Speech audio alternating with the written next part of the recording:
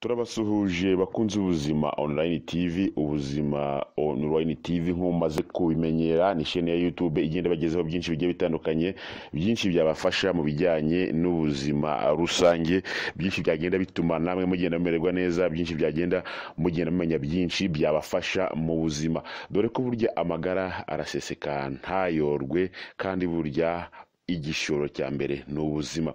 Niyo mpamvu rero ubuzima online TV twiyemeje kugenda tubagezaho byinshi byawe wamenya bikaba byagufasha, byinshi wagenda umenya, ubumenyi bukaba bwagenda bugenda buguherekeza mu busaza bwawe, bugenda buguherekeza mu mibereho yawe yose, kugira ngo ubashe kugenda ugira ubuzima buzira umuze, kandi nawe ubwawe ubashe kugenda umererwa neza bitewe nuko uba waragiye uhitamo kugenda umererwa neza. Turabasuje rero mwese mwumva Ikinyarwanda bari hirya no hino hatandukanye, baba abari hano mu gihugu cyacu ndetse n'abaherereye hirya no hino imahanga, abari muri Afurika, abari mu mugabane wa Amerika, Aziya n'abandi bose turabasuje ngo amahoro y'Imana bari namwe, kandi ibyo mwagiyemo guhaha bigende bibahira, kandi Uwiteka agende abana namwe, maze mugende mubona umugisha ugiye utandukanye. Rero turabibutsa kugenda mukora subscribe kuri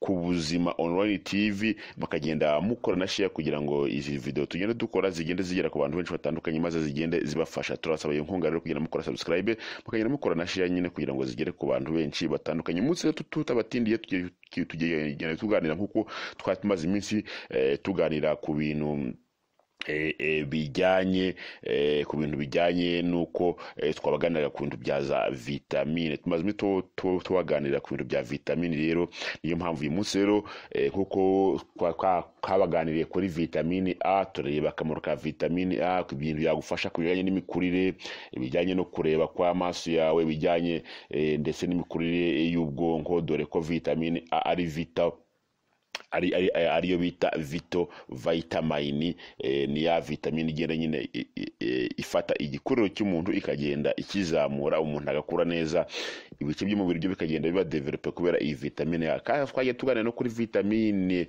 C, twayiganiyeho tureba akamaro ka vitamine C mu bijyanye no kongerera ubudahangarwa umubiri, cyane cyane nko muri iki gihe cya coronavirus. Ni byiza kuba wagenda urya ibyo kurya birimo vitamine C. Rero utaragiye ubikurikira neza, cyangwa se wenda akaba ari bwo wumva ikiganiro, wagenda ukajya muri search muri YouTube ugashaka ubuzima online TV, ugahita ureba amavitamine twagiye tubanza nyine tuganira. Ubu tugeze kuri vitamine E. Rero mbere na mbere tugiye kugenda turebera hamwe, mukavuga ati iyi vitamine E se tubanza twareba ahantu iboneka, kugira ngo umenye ibyo kurya wagenda ukuramo iyi vitamine E. Iyi vitamine E rero wagenda uyikura muri olive cyangwa se imbuto za olive. Imbuto za olive rero ni za mbuto bita nakwita izi mbuto zijanye na erayo, ndetse n'amavuta ya erayo aba arimo vitamine E nziza cyane kandi nyinshi. Rero iyi vitamine wayikura muri olive seed, cyangwa se ukabikura mu bijyanye no muri ziriya erayo, wayikura muri erayo. kandi iyi vitamine E wayikura mu bunyobwa bwita almond seed, kandi iyi wayikura muri papayi, amapapayi cyangwa se papaya. Ipapayi wagenda uyikuramo iyi vitamine E. Iyi vitamine E kandi iboneka muri sezame rero murabizi ni twa tubuto umuntu agenda ahekenya twa sezame, wagenda ukuramo iyi vitamine E. kandi iyi vitamine E uzayisanga mu mboga, cyangwa se mu tuntu tumeze nk'amasereri tw'indyoshandyo bakunze kwita perisile. kandi iyi vitamine E wayikura mu byo twakwita shrimps, ariko ntabwo zikunda kuboneka hano mu Rwanda. Iyi vitamine E kandi wayikura muri turnips greens, kandi wayikura ndetse no mu mafi bita salmon, amafi ndetse en general mu mafi y'amoko yose, amafi agiye atandukanye haba harimo vitamine E. Amafi ayo ari yo yose, zaba n'indagara, harimo vitamine E igaragara. Iyi vitamine E kandi wayikura mu byo bita peanut, ni ubunyobwa busanzwe, ubunyobwa tugenda turya nyine bwa buri munsi, wagenda ukuramo iyi vitamine E. Iyi vitamini E kandi wagenda uyikura muri avoka. Iyi vitamini E kandi wayikura mu mboga bita keire. Iyi vitamini E kandi wanayikura mu mbuto cyangwa se zitwa mango. Mango rero ni imyembe wagenda ukuramo iyi vitamini E, kandi iyi vitamini E wayikura mu mbuto cyangwa se urubuto rwitwa kiwi. Kandi iyi vitamini E wayikura muri rwa rusenda rutukura ruba ruri rubisi nyine ruri fresh, ariyo bita red pepper. Rero ni urusenda nyine, kari agasenda kagiye kakiri kabisi, wagenda ukoramo iriya vitamine E. Kandi iyi vitamini E wagenda uyikura mu mboga z'amashu agiye za shu zimeze nk'amababi y'amashu aba ameze nk'amababi agenda agira utuntu tw'umutuku ku ruhande. Rero ayo ni amashu bitwa Swiss chard. Rero ayo ngayo rero Swiss chard cyangwa se andi mashu yose agiye kumera atari yibumba, ahubwo ari amashu agiye ameze nk'amababi, ndetse kandi byagaragaye ko aya mashu ameze nk'amababi ari meza cyane. Rero ni byinshi cyane wakuramo vitamine E, kandi vitamine E wayikura mu ngano zimejeje.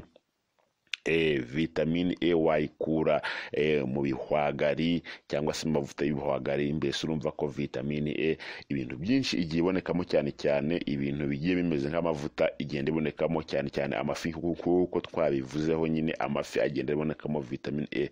Ni byiza rero kuba mugiye mumenya aho iyi vitamine E igenda yiganje kandi igenda ari nyinshi cyane. Rero mukaba mwagenda muhibanda igihe mukeneye iyi vitamine E, maze ubuzima bwanyu bukagenda busubira ku murongo, maze mukagira ubuzima buzira umuze. Tutabatindiye rero, reka tugere ku kindi cyiciro, turebe noneho se iyo vitamine E niba mwayikuye muri ibyo bihingwa. Iyo vitamine E niba mwabikuye niba mwayikuye muri ibyo bihingwa, none yabamarira iki mu mubiri wa mwene muntu? Tugiye kurebera rero hamwe ikintu umubiri wa mwene muntu, cyangwa se ikintu vitamine E imariye umubiri wa mwene muntu. Vitamini E rero izafasha ku bijyanye no kugira ngo iyo uruhu rwagiye rwangika rukagenda ruvuvuka, rukagenda ruvaho ibintu byinshi cyane bigiye bitandukanye, ugasanga uruhu rwahindanganye, ugasanga uruhu rwazanye ibintu byinshi cyane, rukangirika, ndetse ukaba wagira ibisebe na bimwe n'ibiheri. Rero iyo ufashe vitamini E ihagije, igenda isubiranya rwa ruhu rwawe rwagiye rutakara, bya bintu by'ibishishi byajeho bikazana bigashishwa ku ruhu rwawe. Vitamine E akamaro kayo ni ako kugarura rwa ruhu rwawe rwa mbere, maze bya bindi by'ibideshe biba byaje ku ruhu rwawe bikagenda bihava, hakaza uruhu rushyashya. Kandi iyi vitamine E ni nziza cyane. Ubwo ni akamaro ka kabiri k'iyi vitamine E. Iyi vitamine E ni nziza cyane ku maso yawe, aho uzasanga amaso yawe iyo ufata vitamine E zihagije bizagufasha kugira ngo amaso yawe abe asa n'umweru kandi arebe kure, kandi imbone yawe igenda imera neza kubera ko wagiye ukonsoma iyi vitamine E. Akamaro ka gatatu k'iyi vitamine E rero, iyi vitamine E izagufasha ku bijyanye n'uko uzagira umusatsi mwiza. Iyi vitamine E rero niyo mpamvu n'abantu bakora imisatsi bakunze kugenda bafata vitamini E nk'uko twavuze kuboneka muri avoka cyane nk'amavuta ya voka afasha umusatsi, ni ukubera ko voka yiganjemo vitamini E nyinshi. Rero iyi vitamini E izatuma umusatsi wawe uba mwiza, unyerera kandi umere neza, kubera ko ifitemo ibituma umusatsi umera neza kandi ukaba woroshye.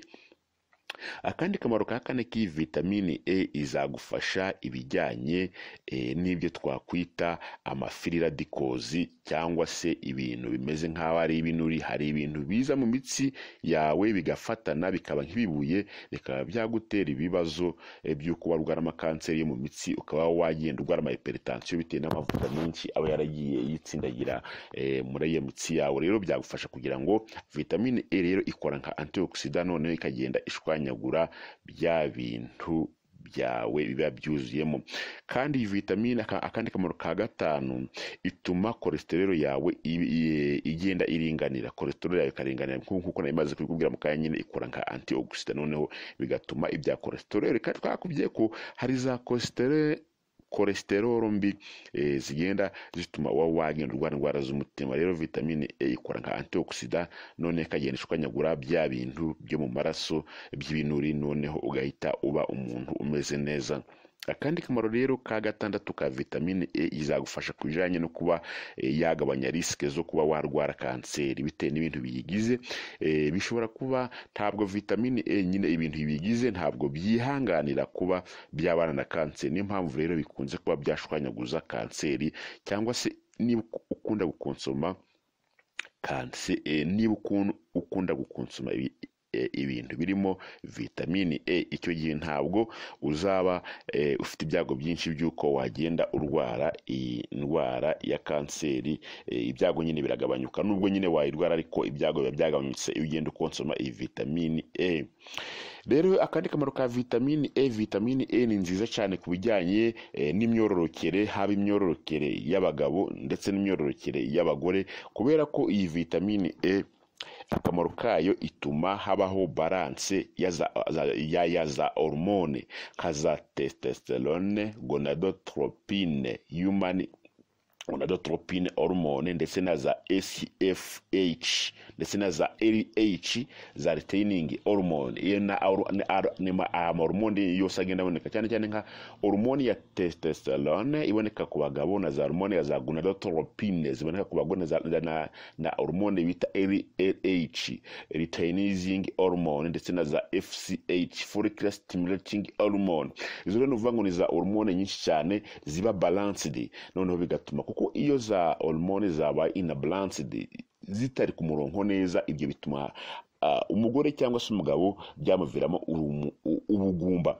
Iyo rero ufite za vitamine zitaringaniye, iyo udafite vitamine E nyinshi rero iri mu mubiri wawe, bituma izi hormone sexuelle cyangwa se izi hormone za reproduction zishinzwe kugira ngo habaho imererantanga isohore, ndetse habaho kuba haba fecondation, umwana avuke, bishobora gutera ibibazo, ugasanga ubya umwana ufite ikibazo, cyangwa se wenda gutera inda bikanga, ugasanga umuntu asama zivamo bitewe nuko iyi vitamine E yabaye nkeya.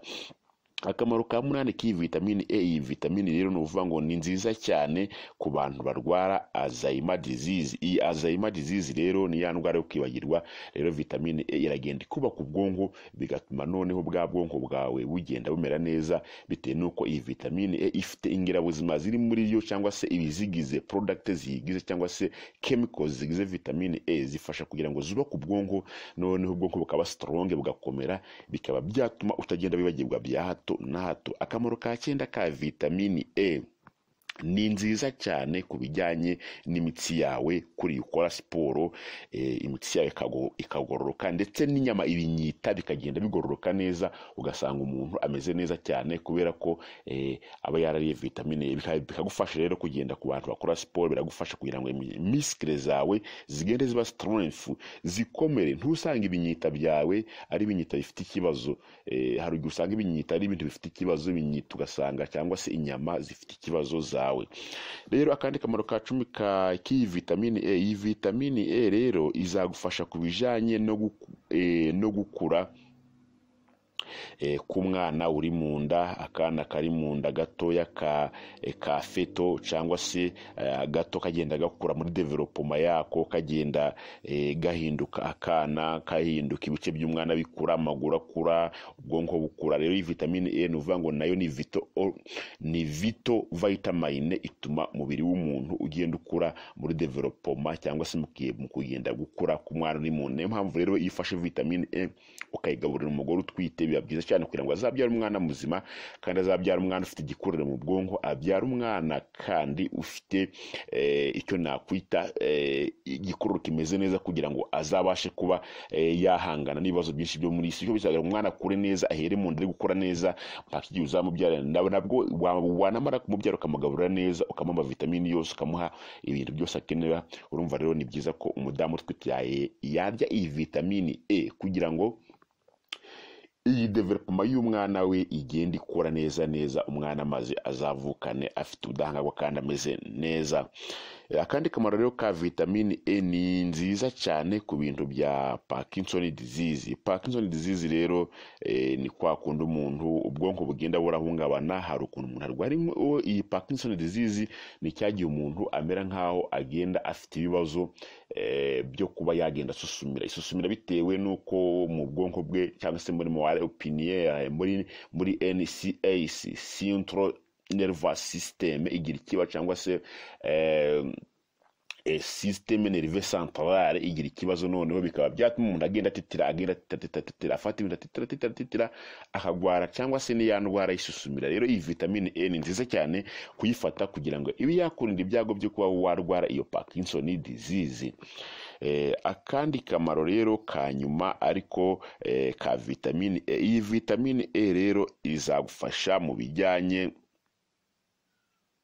n'ibintu bijyanye nuko ushobora kuba wagenda ugira ibindi bibazo ku ruhu, ibintu kakaza ibintu bimeze gute ku ruhu by'ibintu by'ibishishi n'ibiki byose, bizagufasha ku mubiri wawe rero kugira ngo ugire skin nziza, ugire uruhu rumeze neza rutoshye, maze uhite uhinduka umuntu umeze neza, ahasigaye gahunda zigende neza. Rero ibyo bintu biba byaje ku mubiri bitazi, iyo ugenda ufata amavuta ya vitamine E ukayisiga cyangwa se ukarya ibyo birimo vitamine ukayirya, kuko bisaba kugira ngo niyo wayisiga inyuma, ariko bisaba kugira ngo ya vitamine uyifate nurangiza uyirye mu byo kurya, ahasigaye bizagaragara inyuma. Burya nuvuga ngo ni byiza kurya ibyo kurya ukabirya, noneho bigasohokera inyuma ukabona ko nyine umeze neza. Hasta la vista rero, naho utaha twagenda tubutsa kugira ngo mugende mukora subscribe, mugende muduha inkunga gukora subscribe no gukora share kugira ngo izi video zacu zigera ahantu henshi hagiye hatandukanye. Turabakunda. Hasta la vista, naho utaha.